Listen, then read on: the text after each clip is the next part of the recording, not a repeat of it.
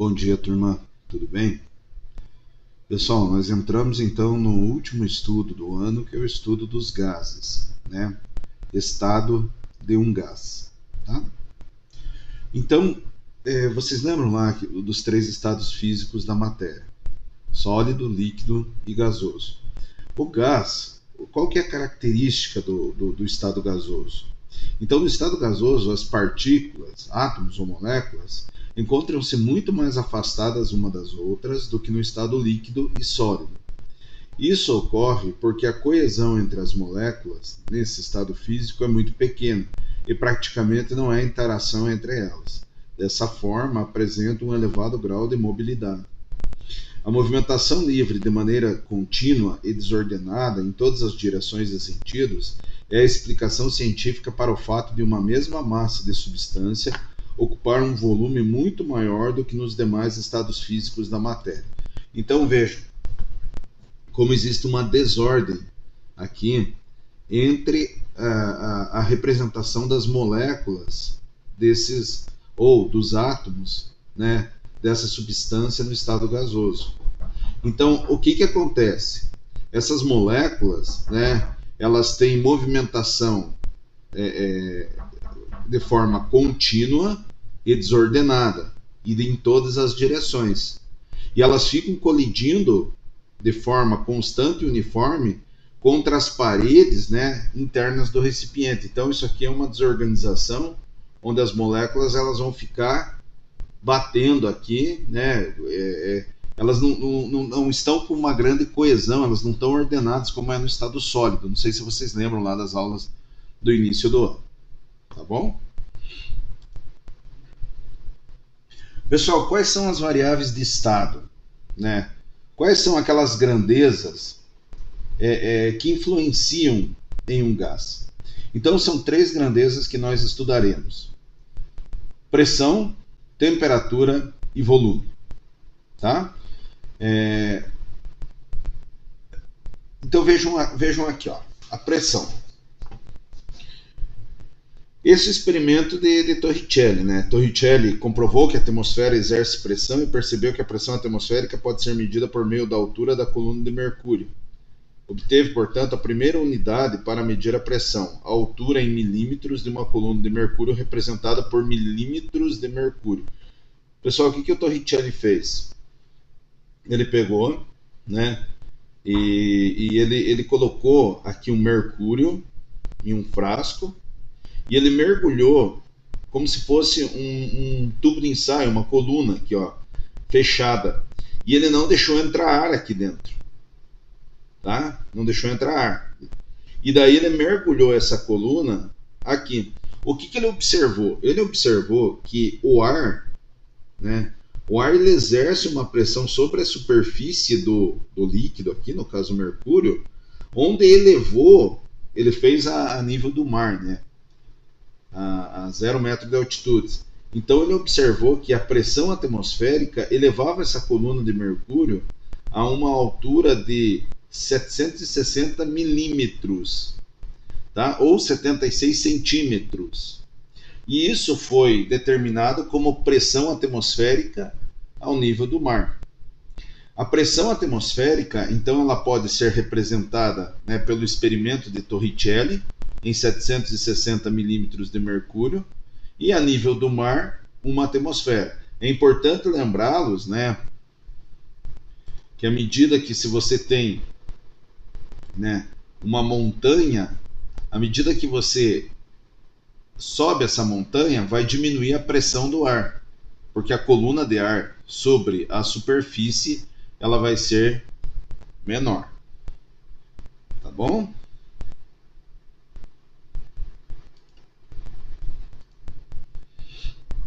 Volume.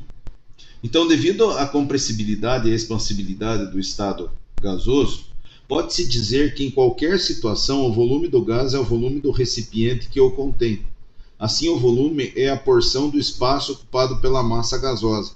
Então, o volume de um gás vai ser o volume do local onde esse gás estiver. Se você tiver, vamos supor, 22,4 litros de um determinado gás, né, em um recipiente que caibam 22,4 litros, ele vai ocupar.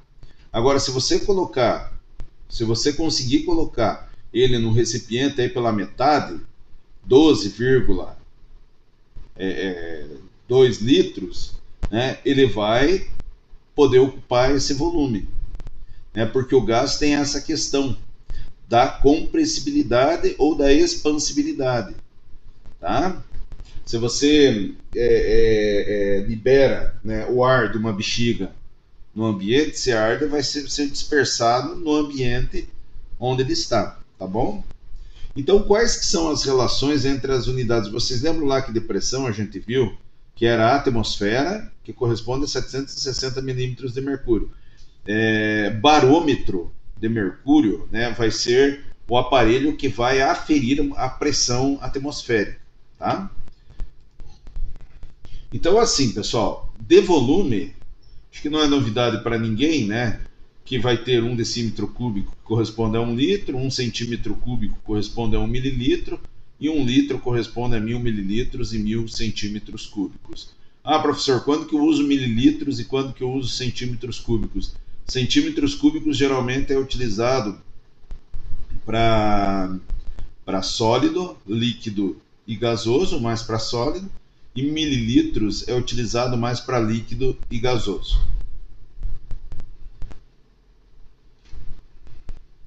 Temperatura, né? A temperatura de um gás é a medida de sua energia cinética, por isso está relacionado com o grau de agitação das partículas.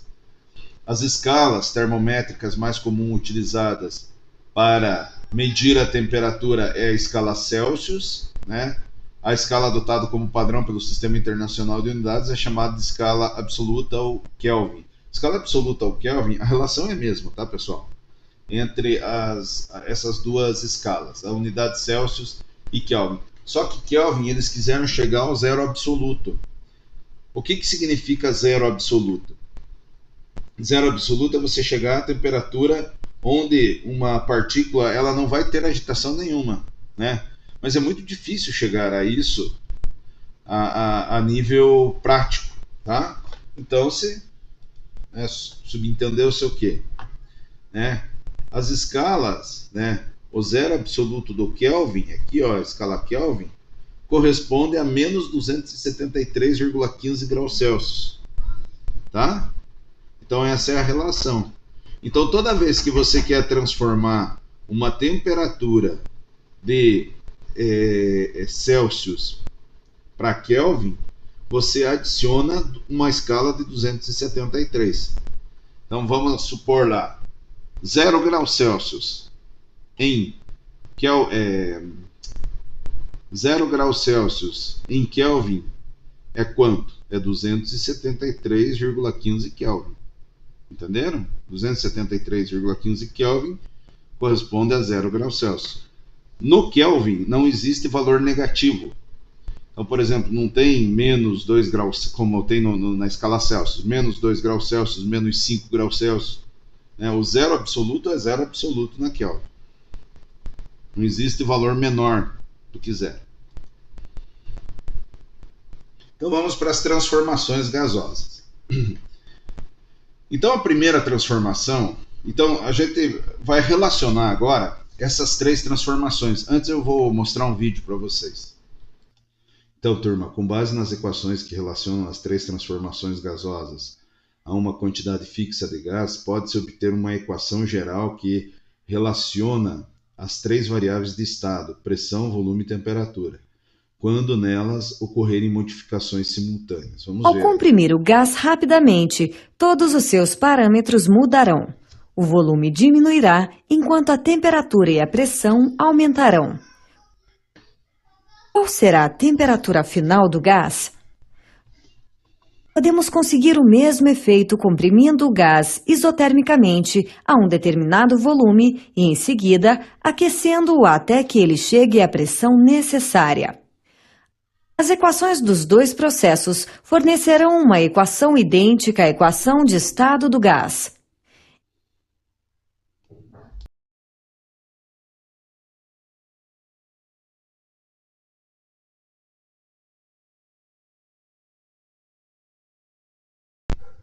A primeira transformação, vocês viram aí no vídeo, que é a fórmula geral dos gases, ela é escrita, né, relacionando essas transformações. Então, na transformação isotérmica, o que significa a transformação isotérmica? A temperatura ela é constante. Então, quais serão as variáveis? As variáveis serão volume e pressão. Então, vejam o que diz a transformação isotérmica, também chamada de lei de Boyle. Sobre temperatura constante, o volume ocupado por uma quantidade fixa de gás é inversamente proporcional à pressão exercida sobre ele. Então veja aqui, ó. Você tem um sistema, no momento 1, você tem um P de pressão e você tem esse volume. Tá? A temperatura é constante, transformação isotérmica. O que aconteceu quando você dobrou a pressão aqui? Né? O volume foi dividido por 2. Então essas grandezas, elas são chamadas de grandezas inversamente proporcionais. Então eu posso equacionar matematicamente isso dessa maneira. A pressão inicial vezes o volume inicial, ele tende a ser numericamente igual à pressão final do sistema vezes o volume final, tá? Essa equação aqui, P inicial vezes V inicial igual a P final vezes V final. Depois vocês vão ver que tudo se resume a uma única equação. Graficamente, a transformação isotérmica origina uma hipérbole, denominada isoterma, em que todos os pontos foram obtidos à mesma temperatura.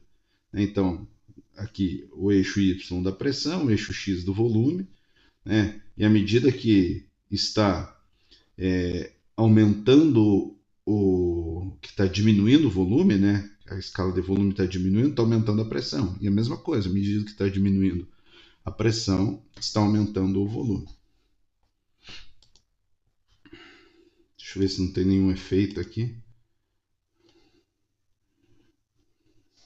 Efeito das animações.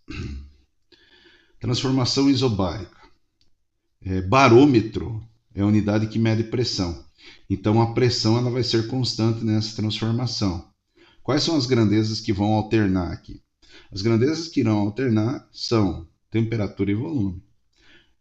Essa transformação chamada isobárica é também chamada de lei de Charles, né, que sobre a pressão constante, o volume ocupado por uma quantidade fixa de gás é diretamente proporcional à temperatura absoluta na qual ele se encontra. Então essas transformações são chamadas diretamente proporcional, né? Se você aumenta o volume, se você aumenta a temperatura de um sistema, vai aumentar o seu volume, tá?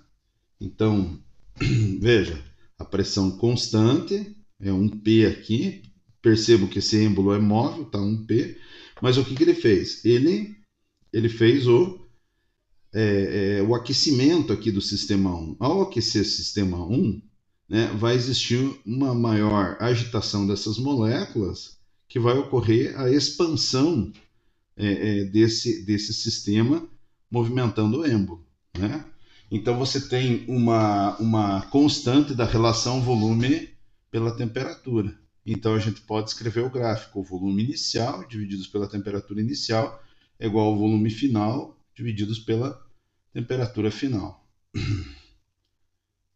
O gráfico, né, dessa transformação isobárica, a relação volume-temperatura origina uma linha reta denominada isóbara, né, em que todos os pontos foram obtidos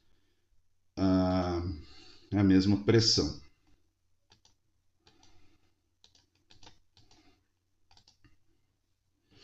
Tá? E por final, né, a transformação isocórica. Nessa transformação isocórica, também chamada isovolumétrica, que é sobre volume constante, a pressão exercida por uma quantidade fixa de gás é diretamente proporcional à sua temperatura. Então observe que foi mantido aqui, né, o mesmo volume, aumentando mesmo a pressão, mas aumentando a temperatura, o grau de agitação aqui, né, igualou a pressão externa, tá bom? E daí nós temos que a relação ao aumentar a temperatura, aumenta também a pressão a volume constante, porque vai aumentar a pressão, porque vai aumentar o número de choques aqui, tá? Então, graficamente, nós temos, né, a relação pressão e temperatura origina uma linha reta denominada isométrica ou isocórica, em que todos os pontos foram obtidos sem alteração do volume. Ok, pessoal?